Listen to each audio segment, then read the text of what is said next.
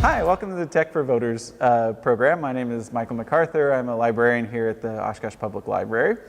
I've been here for about 5 years doing various odd jobs in the Reference and Adult Services Department. And about a year ago, I took over the position of local history and genealogy librarian. And that's what I do most of the time these days. However, I do, previous to that, did a lot of discussions on technology and kind of social media and tech trends and things like that. So that's why they brought me in to do the tech side of this voter series. So today I'm going to be looking at some technology, basically some apps and some websites that are useful to be an informed and active voter. They fall into basically two categories.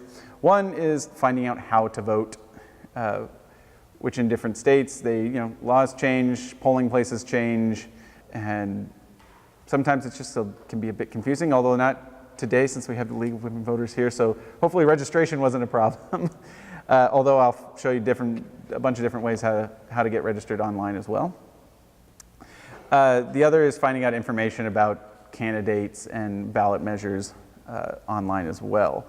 And of course, you throw technology into that, and I'm sure that makes doesn't necessarily make everything easier than it used to be.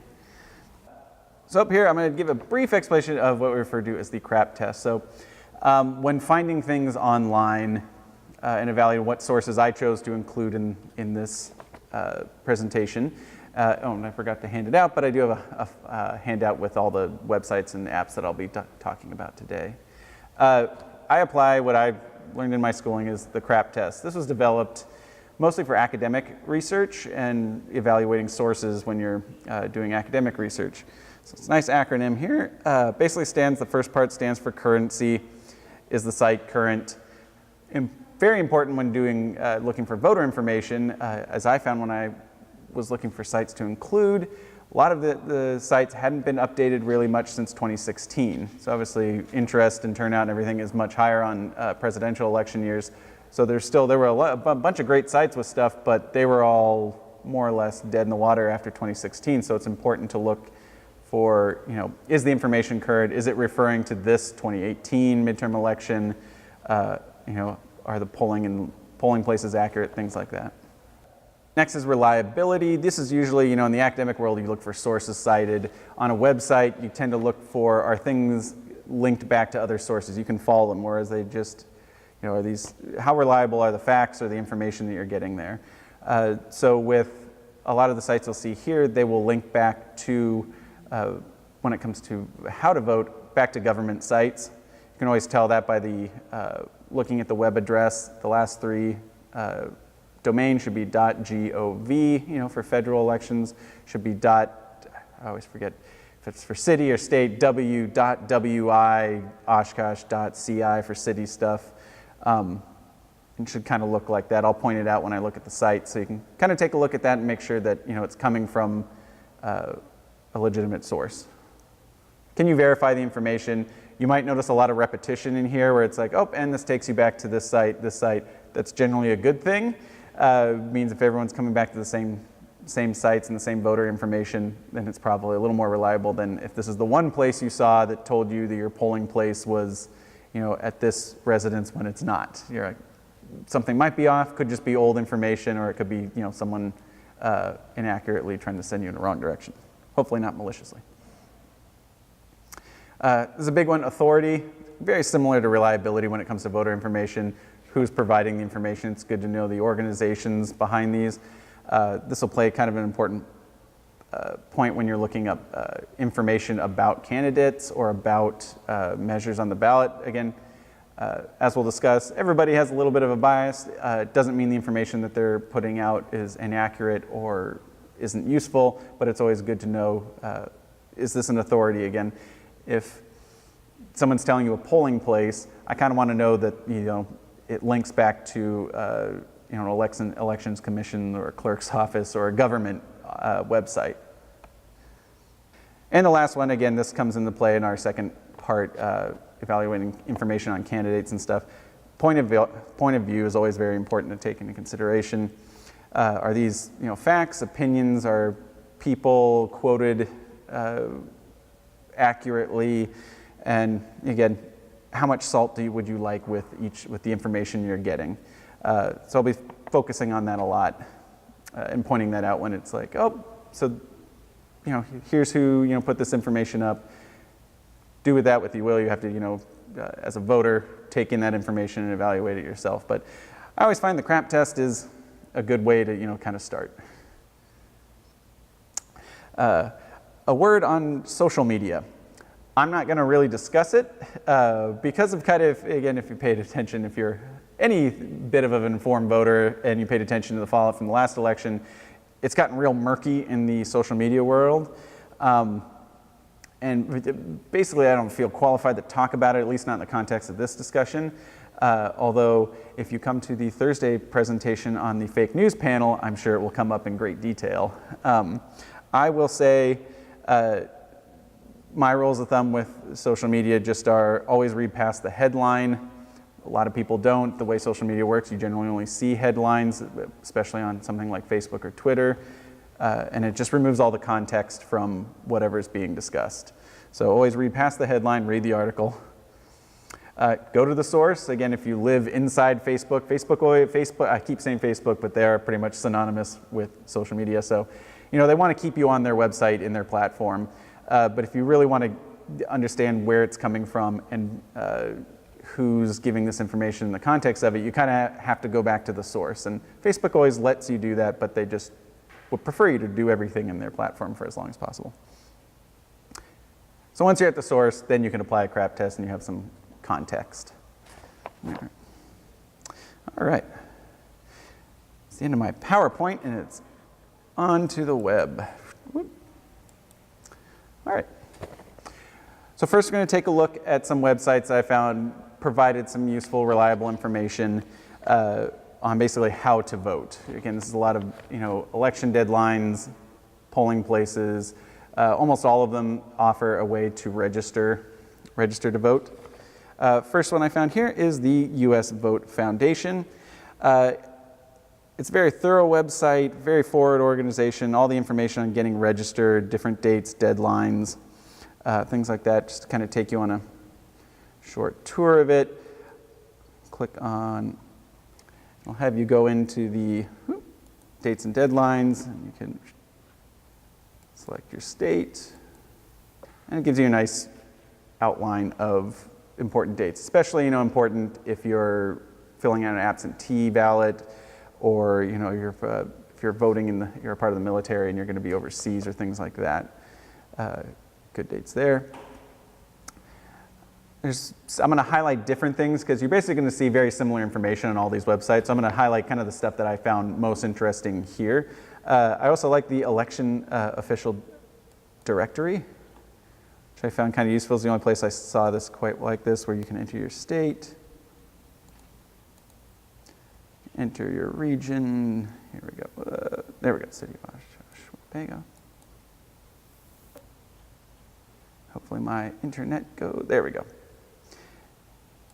And it gives you your addresses for, postmail, and most importantly, your election officials. So people you would contact if you really had questions, if something wasn't clear here, or you had issues understanding deadlines or had questions. I thought this was a real easy way to find this. It's very simple and, good way to find that information. Next site up.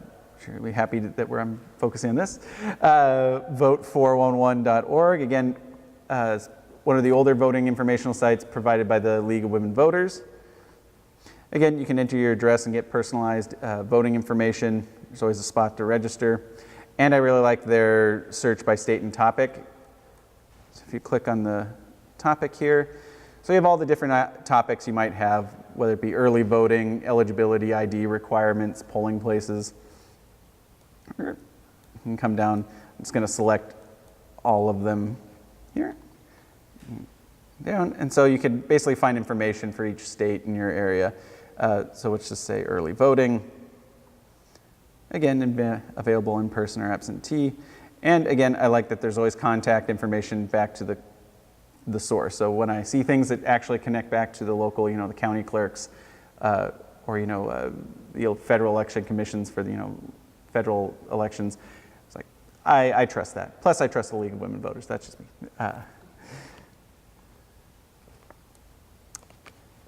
Next one here, My Vote Wisconsin. So this is an official government site. You can tell that by looking up at the very top. And the web address, you can see the .wi.gov. Tells you that it's an official Wisconsin state government website. So it's always good to look up there. You're going to see a lot of ones, like some of the sites I see are .org or .com. I focus more on those when you're looking for the voter information. When it comes to the mechanics, the voter deadlines, registration, especially anything where you're going to be putting in personal information to register, make sure that it is linking back, it's a trusted organization and links back to a government site that hopefully ends in .gov or that .wi for Wisconsin. The city's site, if you do things to the city, I think it looks like it's like ci.oshkosh.w. It's a big long thing, but you should see that in there. Again, solid. It's real straightforward, which I really like. Easy way to register. Again, having in the where do I vote? Let's see if I lived inside the library, which it feels like I do occasionally. Gosh.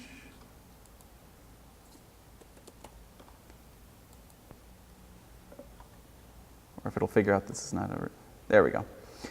It would put me where I am and then give me a nice map and address for Trinity Evangelical, where I'm in City of Oshkosh, Ward 9.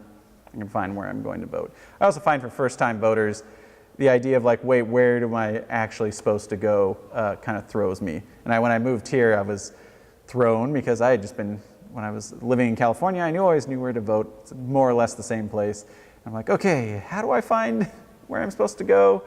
And sometimes they'll switch around. They changed around, during primaries and things like that. But this is pretty up to date and keeps up there.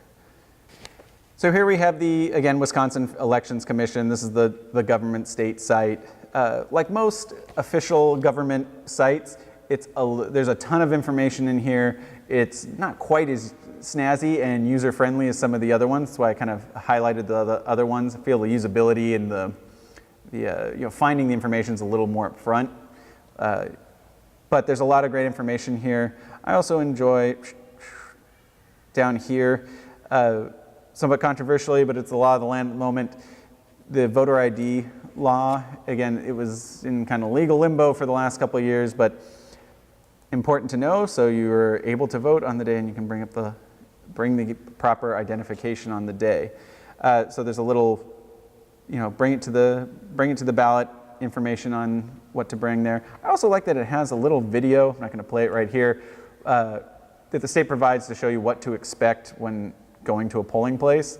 Wish you could just show this to every 18-year-old who has to vote for the first time, who has no idea what they're walking into, and they're like, okay, what ID do I need? How long does this take? What is the process? Because it's something I don't believe they teach, and if they do, they don't teach it right at the right time when they would need it. I'm sure it gets mentioned somewhere in some class, poli-sci or civics class, at some point in high school, but that's really gives you a good idea what to expect when walking into a polling place in Wisconsin.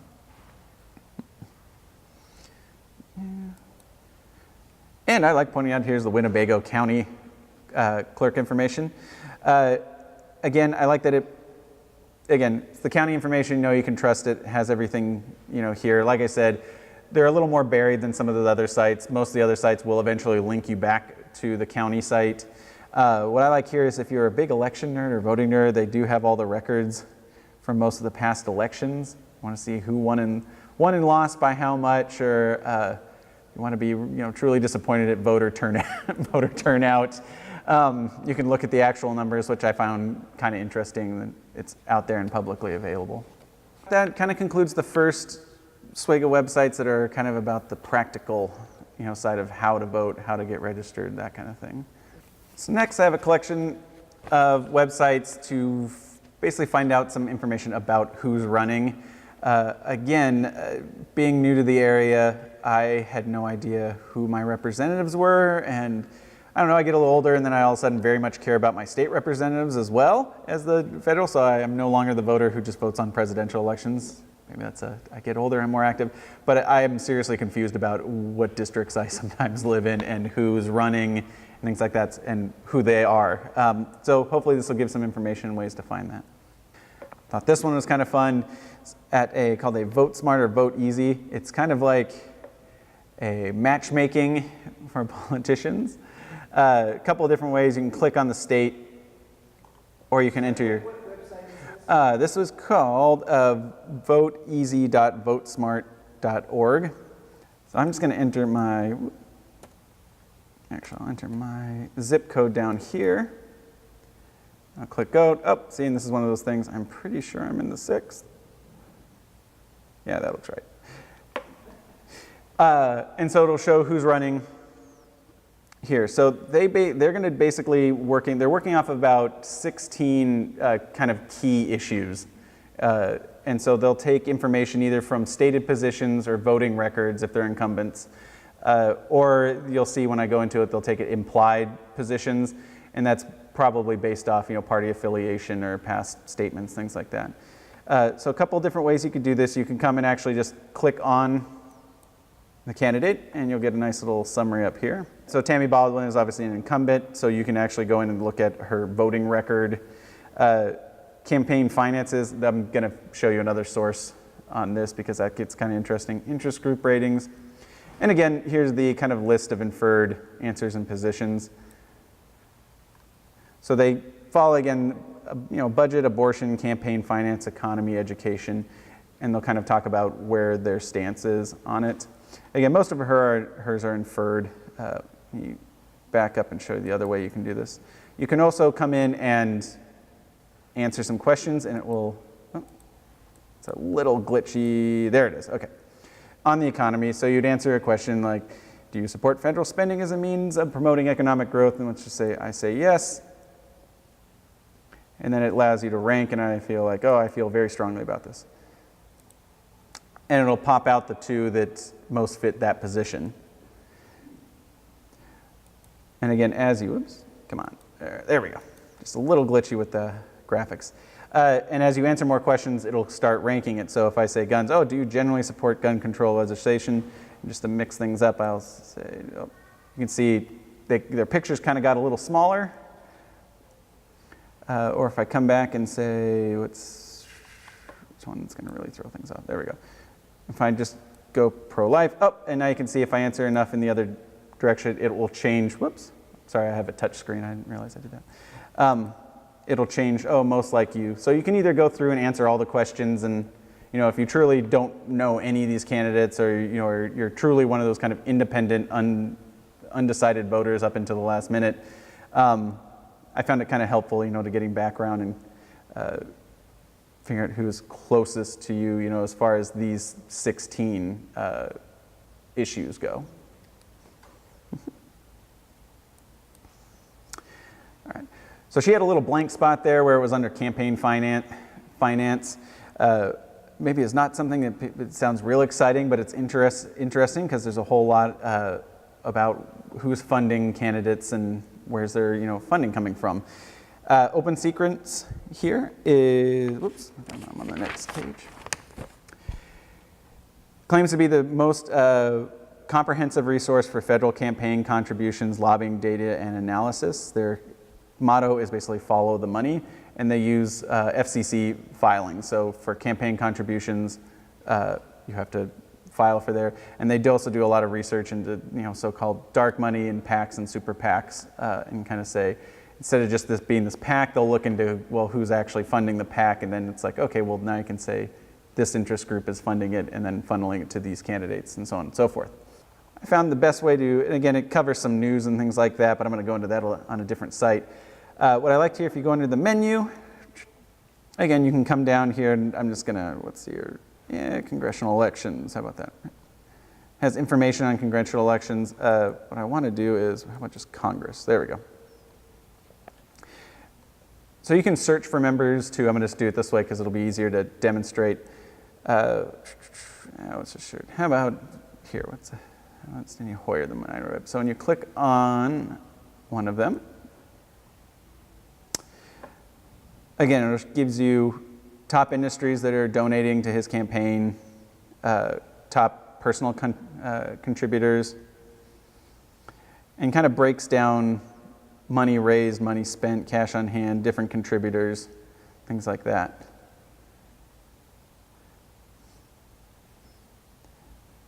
And again, you start getting into the nitty-gritty of, where's the money coming from, who's funding it. Sometimes it's just good to know. And again, like I said, there's a lot of information on here. So that's the summary. You can come all the way down. So let's take a look if it's PACs that are supporting him. And again, if anybody hasn't kept up, again, PACs standing for Political Action Committees, which have become a big way of funding political candidates. And again, it'll show how much money you got from political action committees in this election cycle, different sections that are donating. So agribusiness, again, for Wisconsin, that's not surprising. Finance, healthcare industry, lawyers, that kind of thing. And you can kind of jump in there, and I believe it breaks it down even more. Oh yeah, see, you can see like crop and dairy, tobacco gave that about that much, dairy, that kind of thing. So there's a lot of information in here, and I found it very interesting, jump into that, because this is something that used to, you used to really, either if you petitioned, for like a Freedom of Information Act with the FCC to get this information, it seemed kind of time consuming, so it's just like no one even knew about this. So at least it's putting it out there and open there, and you can do with the information what you will. For fact checking, I've always very much trusted, again, PolitiFact, Pulitzer Prize winning journalism started in, I think that a newspaper in Florida. And so they're basically fact checkers. They come out, for me, pretty nonpartisan. I have another website that might contradict that just a little bit. But what I like is, again, it's fact checkers. They'll basically take actual statements, contact who said it, look for their sources, and put it on a rating system of true, saying the statement's totally accurate, nothing left out. A mostly true, meaning it is accurate, but there's additional information or context that's left out. The most half truth, where it's 50-50 out of context, mostly false. Down to false, down to a pants on fire, which is basically, not a completely ridiculous claim altogether. So it breaks down national politics. It will, fact check, obviously, politicians, but also groups like the Stronger Wisconsin group. It'll fact check blogging memes and things that go around the internet. So if you see something on your Facebook page, which again, you're going to, it's election years, and you see a fact, so-and-so said this in this place or spending that, you see some very kind of strong declarative statement, especially, if you're looking, at political ads. They'll look at those kind of things. You can look it up here. You can search by candidate. You can search by state, obviously. So you'll be able to click. So they rated this a half truth. I'm not going to go into exactly, reading this, but as I kind of just scroll down here, what I like about it is just the detail they go into. And so they'll contact whoever said it, because they want to know, it's like, okay, your candidate said this, what is their source on that? If they say, oh, I raised unemployment X number of points, that you can verify that. And then it comes all the way down, and they'll usually give, a rating. What I like is it provides context. And during election years, political candidates have to talk a lot and generally talk very broadly about things. So from my big takeaway is most of what you hear during an election year falls somewhere in the middle. Like very rarely do you see anybody writing hit a totally accurate. And it's just most of the time it's because people cherry pick facts or they remove context from statements or numbers and things like that. But it's a very useful site, and I think fairly well respected and trusted as a fact-checking site. Also enjoyed this one, VoteWisconsin.org. Again, if you were unfamiliar with who's running and news stories and kind of the storylines that are running through their campaigns, good site to do this. Again, what I enjoyed mostly about this was up at the top where it says candidates and races. It's another good way to, there we go, nail down who's actually running, again, in different districts and things like that. So I believe I was in, what was that, District 6? Yes, there we go. And find out who's running, and then you can click on them, get contact information, short biographies, and things of that nature. And again, it'll link to all their social media and things like that.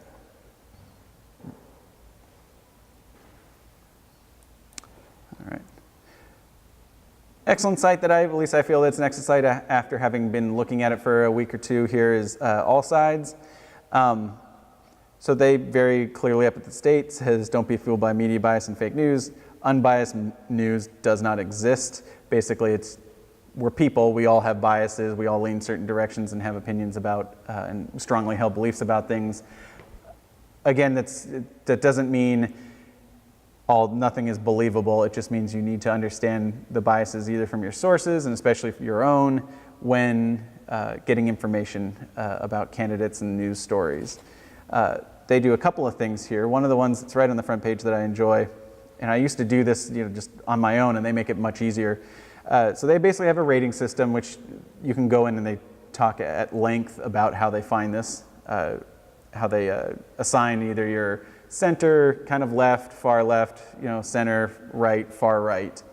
And they'll pick up big news stories like this one, which you can't not know about these days, and put like the headlines and the news articles from 3 different organizations. So again, on the left, you have what they rate, as the New York Times is left-leaning. How are they covering the news story? A center one by Bloomberg, and then a more right one on the Washington Times. So it's interesting to read how different news sources cover the same story. And again, this probably was better, from last week in the political rhetoric history lesson about words and phrases and information, and just the stories that they tend to cover or not cover can tell you a lot about, the source. So, when you're applying the CRAP test and you're looking for authority or point of view, I found this was a very helpful site to reference. I will say it is not perfect. So under bias, they have a section where you could search for news organizations, publications, columnists, specific people, things like that in here. And so you can see their rating system kind of on the center. If you log in, you can actually respond to these. If you read that and you feel that this is inaccurate, and you could say, oh, I agree that the AARP is a centrist organization, or I disagree. And then they give their community feedback is on the side, so you can see the number of votes disagree that it's centrist. Of course, it doesn't quite say which way it disagrees. Also, something to be taken into consideration is who's their user community group. I don't know how many people are there. Systems like this with online voting can be gamed a little bit. But as I kind of looked through it, I didn't see anything too completely way off where it was like, well, that's clearly someone's monkeying. They said the New York Times is a far right, website. And I was like, man, wherever you're going to put it, I wouldn't probably put it at the far right, that kind of thing. So I like that there was some feedback. I also like, even in their community, if you look off to the right here, the agrees far outweigh the disagrees. So at least in this community pool, people using the site, they tend to agree mostly with where these fall. And they are up for changing them from time to time.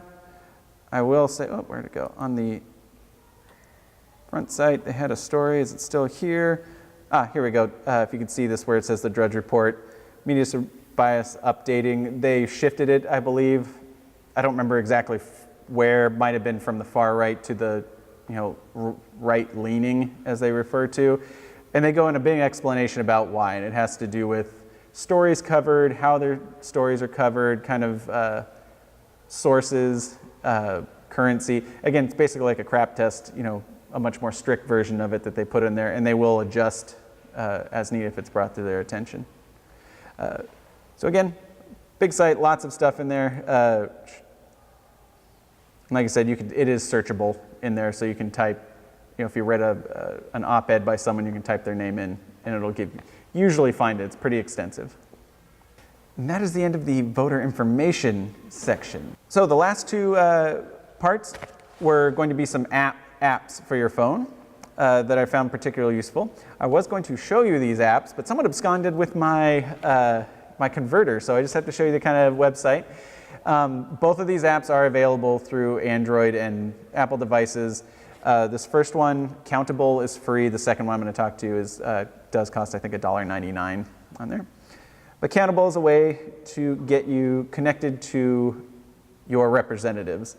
It will talk about, profiles on your representatives in Congress and locally. It also, when you sign up for it, it will email you when your representatives have voted. And your Congress representatives actually vote quite often, because I keep getting emails says your congresswoman or senator voted today, and it'll give you again how they voted and what the I think the outcome of the vote and kind of where it was happening. It's a very useful app. So if you look in your app store, just search Countable, and I'm sure that should be the first one that comes up. And an older one, but it's been a while, is the Congress app. This one does cost $1.99. It is lots of information. Like the Countable app, it's really good for finding your representative's contact information. Countable, I feel, works as a little more user intuitive when it comes to like contact. Big letters says, I want to tell you how I feel about this, and says contact, and we'll connect to an email or phone message or a mailing address. Congress is a little bit clunkier, but there's a lot of information in here. You can get a lot of detailed information about all sorts of legislation, particularly on on the federal level, which is a little overwhelming because it basically is written in a completely different language if you ever try to read laws. But if you really want to dive into what is being discussed and voting for, it has things that are being voted on the House floor. It has information on what's being discussed in the committees and meetings. It's very, very packed full of information. And that's the last thing I had to talk about.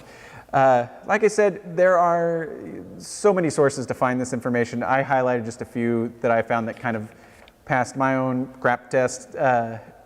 And it really comes to applying that test and that standard and trusting the information that you're finding online, because mostly anybody can write anything online about it, and you don't want to mess around with it, particularly when it comes to things like voter registration in my polling places, or being educated on who is actually running in your district, and being able to contact them and know where they stand on issues. Yeah.